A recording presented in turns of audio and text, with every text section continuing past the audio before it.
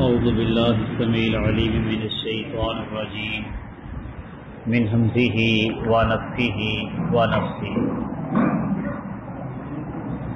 الحج أشهر معلومات فمن فرض فيهن الحج فلا رفث ولا فسوق ولا جدال في الحج وما تفعلوا من خير يعلمه الله وتزودوا فإن خير الزاد التقوى واتقون يا أولي الألباب.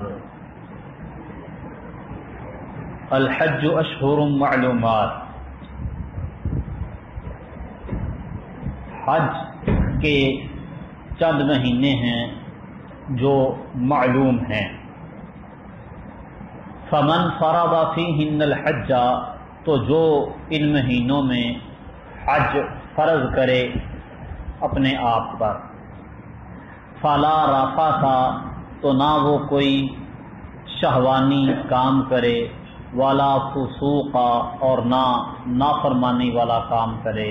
ولا جدال، اور نہ جھگڑا کرنا ہے. فی الحج، حج میں.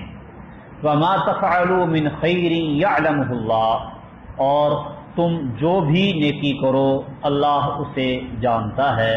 وتزودوا، اور زاد راہ لے لو. فإن خیر الزاد، یقیناً سب سے بہترین زاد راہ التقوی، تقوی ہے. واتقونی، اور مجھ سے ڈرو. یا اولی الالباب، اے عقل مندو. الحج اشہر معلومات، حج کے مہینے یہ مقرر شدہ ہیں، معلوم ہیں. عمرہ تو سال بھر میں جب بندے کا پروگرام بنے کر سکتا ہے، لیکن حج، وہ حج کے دنوں میں اس کے مخصوص ایام ہیں، مخصوص دن ہیں، انہی میں حج ہوگا. اشہر حج، حج کے مہینے شوال، ذی قعدہ اور ذوالحجہ، یہ 3 مہینے ہیں. ان 3 مہینوں کو اشہر حج کہا جاتا ہے. حج کا سفر شوال میں، ذی قعدہ میں، ذوالحجہ میں، ان دنوں میں لوگ سفر کرتے، دور دراز سے سفر کر کے حج کرنے کے لیے آتے. تو اب تو چند گھنٹوں میں بندہ پہنچ جاتا ہے، لیکن پہلے معاملہ کچھ اور تھا. سواریاں اتنی تیز نہیں تھیں. اب بھی لوگ تقریباً 40 دن کا پیکج ہوتا ہے، لے کے چلتے ہیں. تو ذوالقعدہ سے عام طور پہ وہ فلائٹیں شروع ہو جاتی ہیں. تو بہرحال اشہر حج، اس سے مراد یہ چند ماہ ہیں، شوال، ذی قعدہ اور ذوالحجہ. ان دنوں میں حج کا بندہ ارادہ کرے، قصد کرے، حج کا سفر کرے. فمن فرض فیہن الحج، جو ان میں حج فرض کر لے. حج کا فرض کرنا یہ ہے کہ بندہ احرام باندھے اور تلبیہ کہے، لبیک بالحج یا لبیک حجۃ، لبیک اللہم لبیک لا شریک لک لبیک، یہ سارا تلبیہ. حج کی نیت کے ساتھ احرام باندھے، تلبیہ کہے، یعنی اس نے اپنے آپ پر حج کو فرض کر لیا، حج اس کا شروع ہو گیا. تو جو ان اشہر حج میں حج کے لیے احرام باندھتا، تلبیہ کہتا ہے، اس پر لازم کیا ہے؟ فلا رفث ولا فسوق ولا جدال فی الحج. تو نہ وہ رفث کرے، نہ فسوق اور نہ جدال. رفث کہتے ہیں شہوانی فعل کو، جماع اور جماع کی طرف راغب کرنے والی تمام تر حرکتیں، یہ رفث کے اندر شامل ہیں. رفث نہیں کرنا. فسوق، یہ نافرمانی کو کہتے ہیں. نافرمانی چھوٹی ہو یا بڑی، گناہ صغیرہ ہو یا کبیرہ، اس پر فسق کا لفظ بولا جاتا ہے. ولا جدال، جدال کہتے ہیں لڑائی جھگڑے کو، چاہے تو تکرار ہو یا ہاتھا پائی، جدال میں شامل ہے سب. نبی کریم صلی اللہ علیہ وسلم فرماتے ہیں، صحیح بخاری کی حدیث ہے، کہ جس نے اس گھر کا حج کیا، یعنی بیت اللہ کا قصد کیا، اس کا حج کیا، اور حج کے دوران اس نے نہ کوئی رفث کیا، نہ فسوق، نہ کوئی شہوانی فعل کیا، نہ اللہ کی نافرمانی والا کوئی کام کیا، تو وہ گناہوں سے ایسے پاک ہو جاتا ہے جیسے اس کی ماں نے جس دن اس کو جنم دیا تھا تو وہ گناہوں سے پاک تھا۔ یعنی ہر قسم کے صغیرہ کبیرہ سارے گناہ اس کے معاف ہو جاتے ہیں۔ جب بچہ مولود پیدا ہوتا ہے تو اس وقت اس کے نامہ اعمال میں نہ کوئی صغیرہ گناہ ہوتا ہے نہ کوئی کبیرہ گناہ۔ حج مبرور جس میں کوئی رفث و فسوق نہ ہو، مناسک حج صحیح طور پر ادا کیے جائیں، اس کے نتیجے میں بندے کے تمام تر پچھلے گناہ جو ہیں وہ جھڑ جاتے ہیں، معاف ہو جاتے ہیں۔ فرمایا حج مبرور لیس لہ الجزاء الا الجنہ، جنت کے سوا اس کا کوئی بدلہ ہی نہیں۔ بندہ گناہوں سے پاک ہو گیا، صاف ہو گیا تو اب جنت میں چلا جائے گا۔ ایمان والا ہونا چاہیے، ایمان کے بغیر حج نہیں ہوتا۔ فما تفعلوا من خیر یعلمہ اللہ، اور جو بھی تم نیکی کا کام کرو اللہ تعالیٰ اس کو جانتا ہے۔ وتزودوا، اور زاد راہ لے لو۔ فإن خیر الزاد التقوی، یقیناً بہترین زاد راہ تقوی ہے، بچنا ہے۔ اہل یمن حج کے لیے آتے تو زاد راہ ساتھ نہ لے کے آتے، کہتے ہم متوکل ہیں، اللہ پر توکل کرنے والے ہیں۔ راستے میں آخر انسان کو کھانے پینے کی ضرورت پڑتی ہے، زاد راہ کوئی خرچہ ہوتا ہے راستے کا، سفر کا، وہ ساتھ نہیں لینا اور کہنا ہم متوکلون ہیں، اللہ پر توکل کرنے والے ہیں۔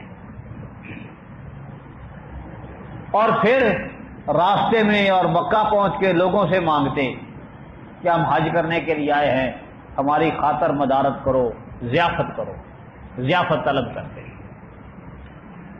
تو اللہ سبحانہ و تعالیٰ نے فرمایا وَتَزَوَّدُوا، زاد راہ لے کے چلو، فَإِنَّ خَيْرَ الزَّادِ التَّقْوَىٰ، بہترین زاد راہ بچنا ہے، سوال کرنے سے بچ جانا، اللہ تعالیٰ کے نافرمانی والے کام کرنے سے بچ جانا، یہ بہترین زاد راہ ہے۔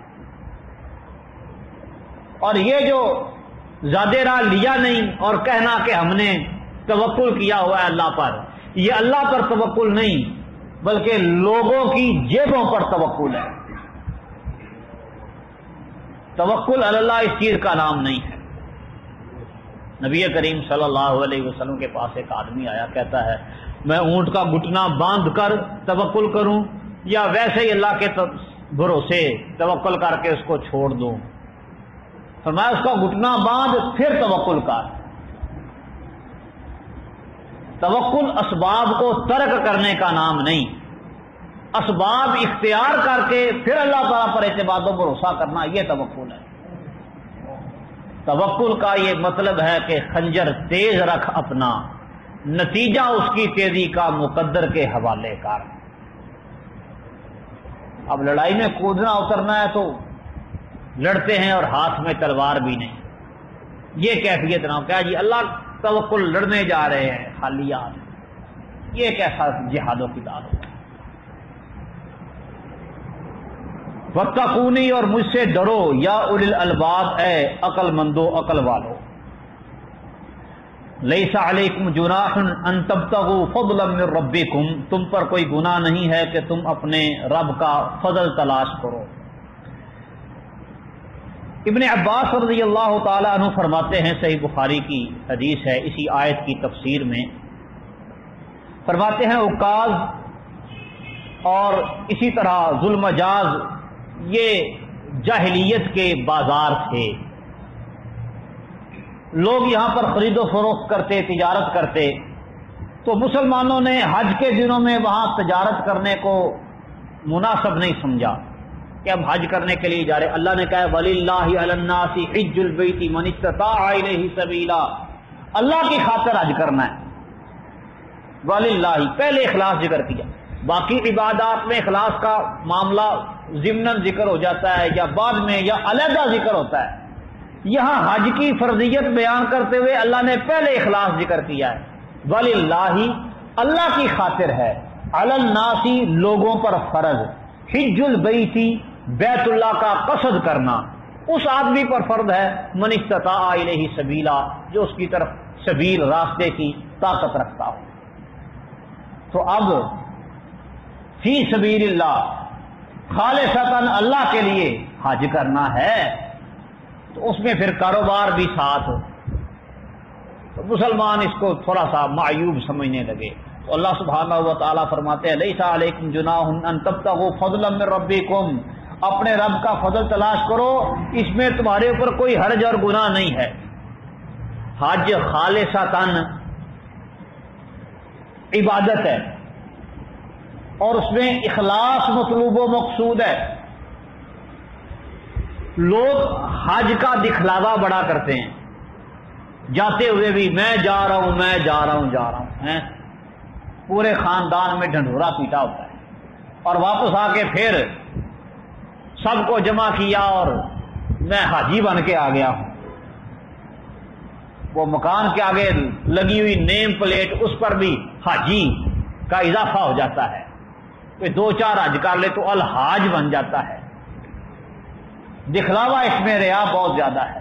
اللہ تعالیٰ نے اس لیے کہا وَلِلَّهِ عَلَى النَّاسِ، پہلے اخلاص کا ذکر کیا، لوگوں پر فرض ہے اللہ کی خاطر، دکھانے کے لیے نہیں۔ عبادات ساری کی ساری اللہ کے لیے ہوتی ہے خالصتاً، دکھلاوا اس میں نہیں ہونا چاہیے۔ ریاکاری عمل کو برباد کر دیتی ہے، باطل کر دیتی ہے، اجر ضائع ہو جاتا ہے، ختم ہو جاتا ہے ریا کی وجہ سے۔ کچھ لوگ کہتے ہیں حج زندگی میں ایک ہی بار فرض ہے، تو اگر بندہ وہ حاجی لکھوا بھی لے تو اس میں حرج ہی کیا ہے، کیونکہ زندگی میں ایک ہی بار فرض ہے۔ تو کچھ کام ایسے بھی ہیں جو زندگی میں ایک ہی بار فرض ہے، دوبارہ بندہ کرنا بھی چاہے تو نہیں ہو سکتے۔ حج بندہ دوبارہ کرنا چاہے ہو سکتا ہے دوبارہ، اللہ اگر ہمت و توفیق دے۔ کچھ کام ایسے ہیں کہ بندہ ایک بار کرتا ہے زندگی میں، ایک بار ہی فرض ہے، دوبارہ کرنا بھی چاہے تو نہیں ہو سکتا۔ تو کیا وہ کام بھی بندہ اپنے نام کے ساتھ لگوانا شروع کر دے؟ وہ تو پھر بالاولیٰ لگوانے چاہیے جو دوبارہ ہو ہی نہیں سکتا۔ مثال کے طور پہ ختنہ کروانا فرض ہے نا، حکم دیا نبی صلی اللہ علیہ وسلم نے اس کا، وہ زندگی میں ایک ہی بار ہوتا ہے، دوبارہ ہو ہی نہیں سکتا۔ اب نیم پلیٹ لکھواؤ حاجی فضل کریم المختون، پتہ چلے اس کا ختنہ ہوا ہے۔ عجیب عجیب لوگوں نے طریقہ کار بنا لیے۔ اور پھر اسے ایک اور مسئلہ بھی سمجھ آتا ہے کہ حج، اس میں اللہ نے اخلاص کا خصوصی طور پر فرضیت سے پہلے ذکر کیا ہے، لیکن اس کے باوجود ساتھ کاروبار کرنے کی اجازت دی ہے۔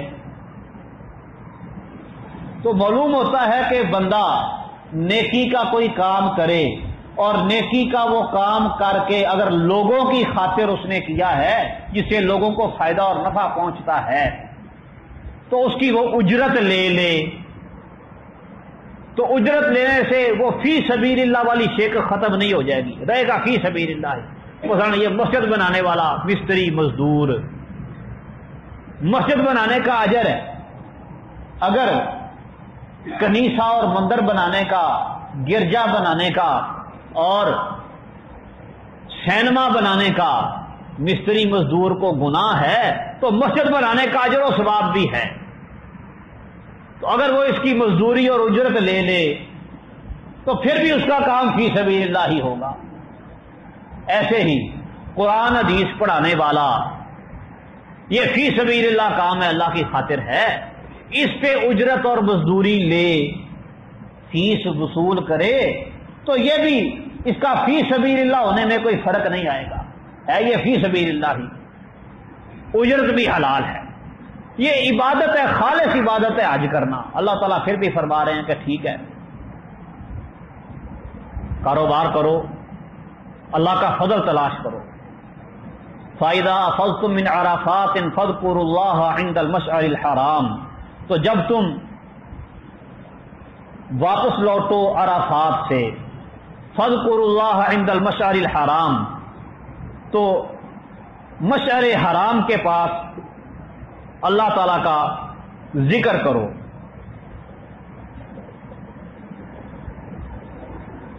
مسجد حرام کعبۃ اللہ،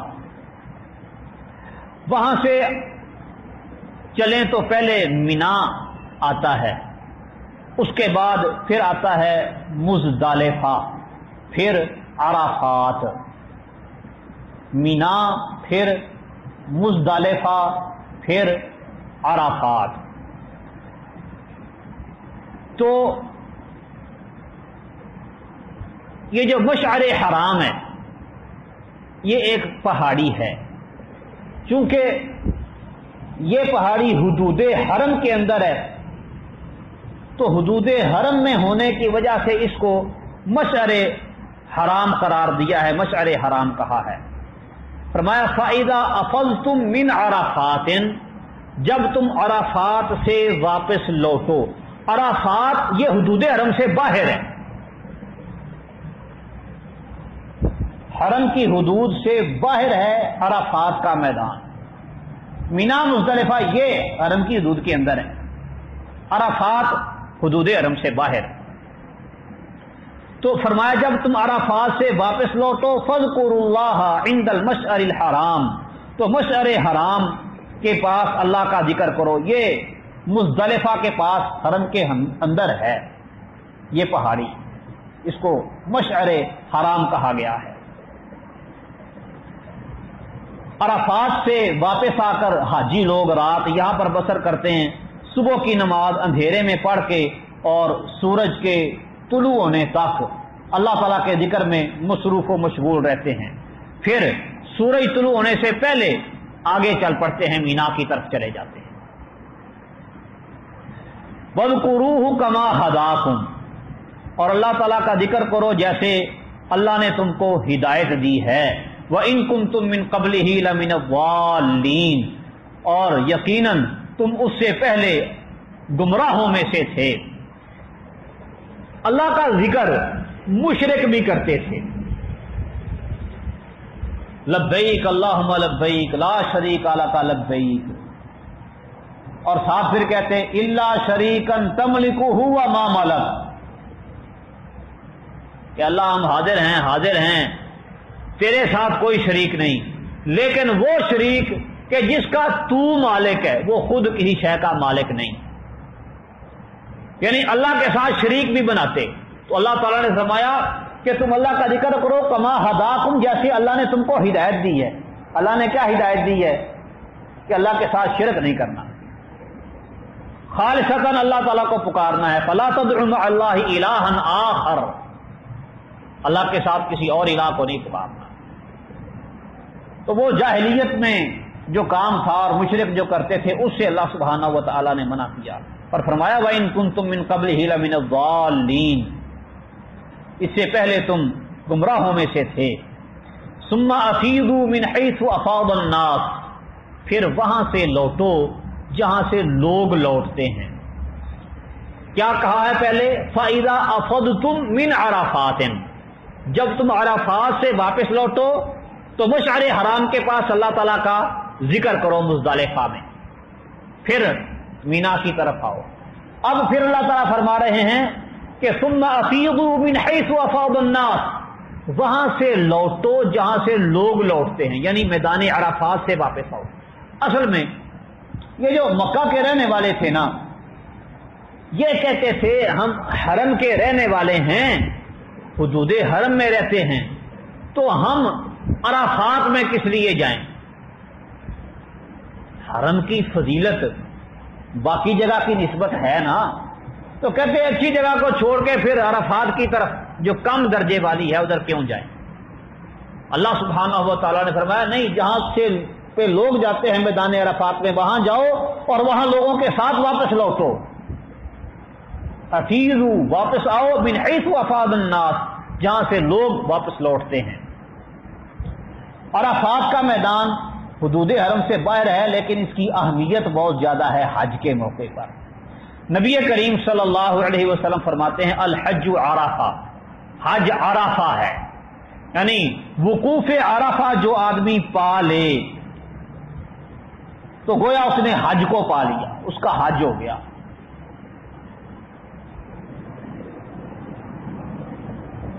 بستغفر اللہ، اور اللہ تعالیٰ سے بخشش طلب کرو، اللہ تعالیٰ سے معافی مانگو گناہوں کی۔ ان اللہ غفور الرحیم، یقیناً اللہ تعالیٰ بخشنے والا، بہت زیادہ اور نہایت رحم کرنے والا ہے۔ یہاں اللہ تعالیٰ نے استغفار، بخشش کا، دعا مانگنے کا حکم دیا ہے۔ اگلی آیت میں پھر دعا مانگنے کا طریقہ بھی سکھایا ہے۔ فرمایا فَإِذَا قَضَيْتُم مَنَاسِكَكُمْ، جب تم اپنے مناسک پورے کر چکو، یعنی حج کے ارکان مکمل کر لو، فَاذْكُرُوا اللَّهَ كَذِكْرِكُمْ آبَاءَكُمْ أَوْ أَشَدَّ ذِكْرًا، تو پھر اللہ کا ذکر ویسے کرو جیسے تم اپنے آبا کا ذکر کرتے ہو، او اشد ذکرا، یا اس سے بھی زیادہ ذکر کرو اللہ سبحانہ و تعالی کا۔ لوگ حج سے فارغ ہوتے تو میلہ لگاتے اور پھر اپنے آباء و اجداد کی کہانیاں اور ان کی شجاعت و دلیری کی داستانیں اور اس طرح کی باتیں وہ کیا کرتے، آبا کا تذکرہ کرتے۔ تو اللہ سبحانہ و تعالی نے فرمایا اللہ کا ذکر کرو، جس طرح اپنے آبا کا ذکر کرتے ہو اللہ کا ذکر اسی طرح کرو، بلکہ اس سے بھی زیادہ اللہ تعالیٰ کا ذکر کرو۔ اور کرنا کیا ہے؟ دعا مانگنی ہے۔ کیسے؟ فَمِنَ النَّاسِ مَن يَقُولُ رَبَّنَا آتِنَا فِي الدُّنْيَا، لوگوں میں سے تو کچھ ایسے ہیں جو اللہ تعالیٰ سے دعا مانگتے ہیں، کہتے ہیں اللہ ہمیں سارا کچھ دنیا میں ہی دے دے۔ فَمِنَ النَّاسِ، بس لوگوں میں سے کچھ ہیں، مَن يَقُولُ جو کہتے ہیں ربنا اے ہمارے رب، آتِنا فِي الدُّنْيا ہمیں دنیا میں دے دے، وَمَا لَهُ فِي الْآخِرَةِ مِنْ خَلَاقٍ اور اس کے لیے آخرت میں کوئی حصہ نہیں ہے۔ وَمِنْهُم مَن يَقُولُ اور ان میں سے کچھ ایسے ہیں جو کہتے ہیں ربنا آتِنا فِي الدُّنْيا حَسَنَةً اے اللہ ہمیں دنیا میں بھی بھلائی عطا کر، وَفِي الْآخِرَةِ حَسَنَةً اور آخرت میں بھی بھلائی عطا کر، وَقِنَا عَذَابَ النَّارِ اور ہمیں آگ کے عذاب سے بچا لے۔ اولئک لہم نصیب مما کسبوا یہ وہ لوگ ہیں جن کے لیے ان کی کمائی میں سے حصہ ہے، واللہ سریع الحساب اور اللہ تعالی جلد حساب لینے والا ہے۔ یہ اللہ سبحانہ و تعالی نے دعا کا طریقہ بتایا ہے کہ اللہ سے مانگنی ہے، دنیا کی بھی بھلائی مانگو، آخرت کی بھی بھلائی مانگو۔ صرف دنیا کی بھلائی یہ بھی کافی نہیں، اور صرف آخرت کی بھلائی یہ بھی کافی نہیں۔ آتینا فی الدنیا حسنہ وفی الآخرۃ حسنہ اے اللہ ہمیں دنیا میں بھی بھلائی عطا کر اور آخرت کے اندر بھی بھلائی عطا کر۔ دنیا میں بھلائی حسنہ، اس میں کئی چیزیں شامل ہیں، جس طرح نیک بیوی، غلبہ، خلافت و امارت کا قیام، وسعت رزق، دنیا کا علم، یہ ساری چیزیں دنیاوی حسنہ کے اندر شامل ہیں۔ فی الآخرۃ حسنہ، آخرت کی حسنہ کیا ہے؟ حساب میں کامیابی، جنت کا حصول، جنت کی نعمتوں کا حصول، اللہ سبحانہ و تعالی کا دیدار جو سب سے بڑی نعمت ہوگا آخرت کی، اخروی زندگی کا پہلا مرحلہ قبر و برزخ کی زندگی، اس میں کامیابی اور سکون اور راحت، یہ آخرت کی حسنہ ہے۔ ربنا آتنا فی الدنیا حسنۃ وفی الآخرۃ حسنہ اے اللہ ہمیں دنیا میں بھی بھلائی عطا کر اور آخرت میں بھی، وقنا عذاب النار اور ہمیں آگ کے عذاب سے بچا لے۔ فرمایا جو ایسی دعا کرتے ہیں، آخرت کے لیے بھی اچھائی مانگتے ہیں، دنیا کے لیے بھی اچھائی مانگتے ہیں، اولئک لہم نصیب مما کسبوا جو انہوں نے کمائی کی ہے، نیک اعمال کیے ہیں، ان کو اس کا حصہ ملے گا دنیا میں بھی آخرت میں بھی۔ واللہ سریع الحساب اللہ تعالی جلد حساب لینے والا ہے۔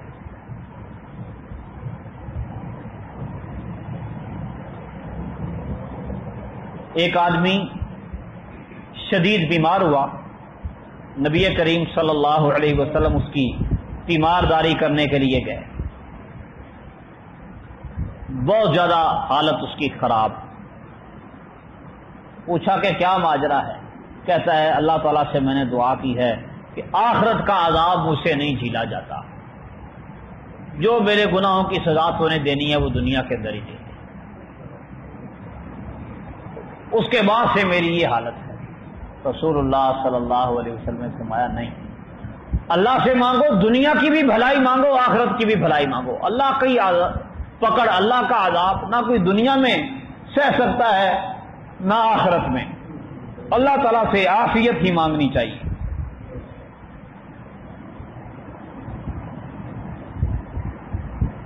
وَاذْكُرُوا اللَّهَ فِي أَيَّامٍ مَّعْدُودَاتٍ، اور اللہ کا ذکر کرو چند گنتی کے دنوں میں.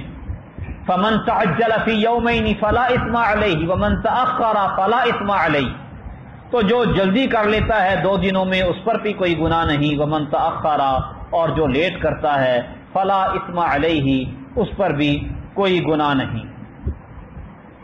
لمن اتقى، یہ اس کے لیے ہے جو اللہ سے ڈرے.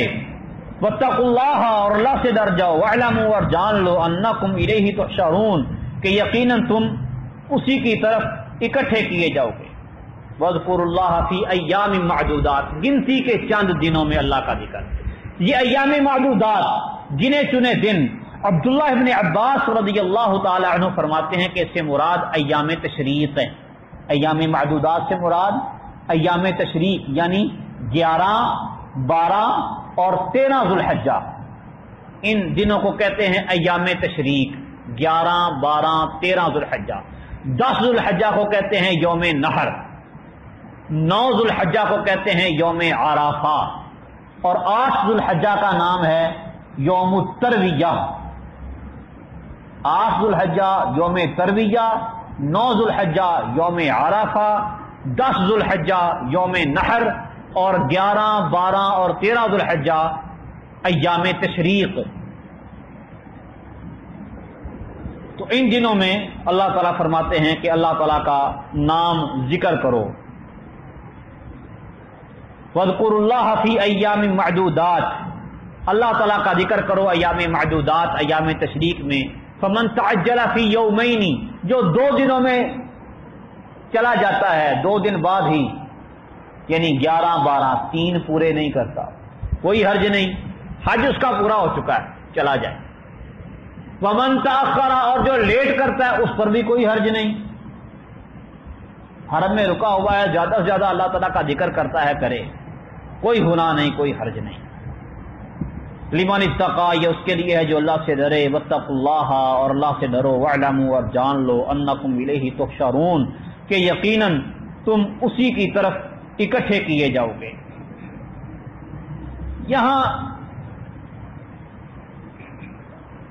اللہ تعالیٰ کا ذکر کرنے سے مراد تکبیرات کہنا ہے. تکبیرات کہیں زیادہ سے زیادہ ایام تشریق. اچھا، یہ حکم خاص حاجیوں کے لیے ہے. جو غیر حاجی ہیں وہ اپنے اپنے گھروں میں جنہوں نے نماز عید ادا کرنی ہے، وہ نماز عید ادا کرنے کے لیے آتے ہوئے واپس جاتے ہوئے تکبیرات کہہ لیں. عید کے میدان میں بآواز بلند تکبیرات کہیں. اس کی دلیل صحیح بخاری کی حدیث ہے کہ نبی صلی اللہ علیہ وسلم نے فرمایا کہ عورتوں کو نکالو. فرماتی ہیں ام سلمہ رضی اللہ تعالیٰ عنہ، وہ نکلتی مسلمانوں کے ساتھ عیدگاہ میں پہنچی. یکبرن مع تکبیرہن، وہ مسلمانوں کی تکبیر کے ساتھ بآواز بلند وہ بھی تکبیرات کہا کرتی. اس کے علاوہ بآواز بلند تکبیرات کہنا ثابت نہیں. جتنی بھی روایات ہیں وہ ساری حج کے بارے میں ہیں. عبداللہ ابن عمر رضی اللہ تعالیٰ عنہ کی روایت اکثر پیش کی جاتی ہے کہ وہ ایام حج میں بازار میں نکلتے اور اونچی اونچی آواز سے تکبیرات کہتے. لوگ بھی ان کی تکبیر کی آواز سن کے تکبیرات کہنا شروع کر دیتے. ذوالحجہ کے دنوں میں وہ کون سا بازار تھا؟ وہ بازار تھا مینا کا. مینا میں منڈی اور بازار لگتا تھا. ابن عمر رضی اللہ تعالیٰ عنہ حج کے لیے جاتے اور حاجی کو تو کہا ہے کہ وہ اونچی اونچی تکبیر بھی کہے، تلبیہ کہے، تحلیل کہے۔ حاجی کے لیے بآباد بلند تکبیر کہنا، تلبیہ کہنا، تحلیل یعنی لا الہ الا اللہ کہنا ثابت ہے، غیر حاجی کے لیے نہیں۔ وہ ہمارے اکثر لوگ اس کو یہاں پہ بھی فٹ کر دیتے ہیں، بس ان دنوں میں اونچی اونچی تکبیرات کہو گی۔ وہ حجاج کرام کے لیے بآباد بلند ذکر ثابت ہے۔ ذکر کرنے کا اصول یہ ہے کہ ذکر دل میں کیا جائے، اونچی آواز سے نہیں۔ ہاں، جو اذکار بآواز بلند کرنا ثابت ہیں جس موقع پر، وہ اذکار اس موقع پر بآواز بلند کیے جائیں گے، وہ مستثنا ہے۔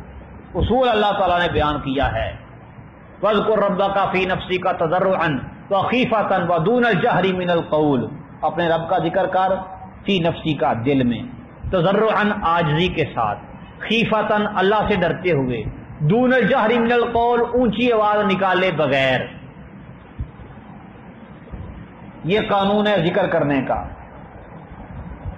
دل میں ذکر کرو، تضرع کے ساتھ، عاجزی انکساری کے ساتھ، اللہ سے ڈرتے ہوئے، اونچی آواز نکالے بغیر۔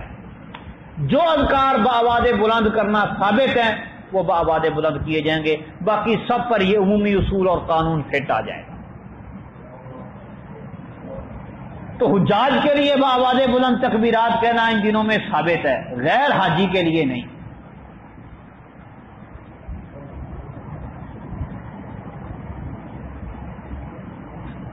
تو اللہ سبحانہ و تعالی کا ذکر، اچھا ایام معدودات میں یعنی ایام تشریق میں قربانی کے لیے اللہ سبحانہ و تعالیٰ نے فرمایا کہ بہیمۃ الانعام جو اللہ نے تم کو دیے ہیں ان پر اللہ کا نام ذکر کرو، فی ایام معلومات علی ما رزقہم من بہیمۃ الانعام، ایام معلومات میں۔ اور ایام معلومات سے مراد بھی یہی 3 دن ہیں، 11، 12 اور 13 ذوالحجہ۔ ایام معدودات بھی یہ اور ایام معلومات بھی یہ 3 دن یہ ہو گئے، 11، 12 اور 13 ذوالحجہ، اور چوتھا دن یوم نحر 10 ذوالحجہ۔ تو کل 4 دن قربانی قرآن مجید سے ثابت ہے۔ ایام معلومات میں قربانی کا حکم ہے، وہ 11، 12، 13 ذوالحجہ۔ اور یوم نحر تو متفق علیہ مسئلہ ہے کہ یوم نحر کو قربانی کرنی، اس کی تو بے شمار دلیلیں ہیں۔ ایک حدیث بھی ہے کہ ایام التشریق کلھا ذبح، ایام تشریق سارے کے سارے ذبح کے قربانی کے دن ہیں۔ حدیث وہ حسن ہے، کچھ لوگ اس کو آج کل ضعیف کہنا شروع ہو گئے ہیں، تو چلو ضعیف کہہ لو، لیکن قرآن کی تو نص موجود ہے کہ ایام معلومات بھی قربانی کے دن ہیں۔ اللہ تعالیٰ سمجھنے کی توفیق دے۔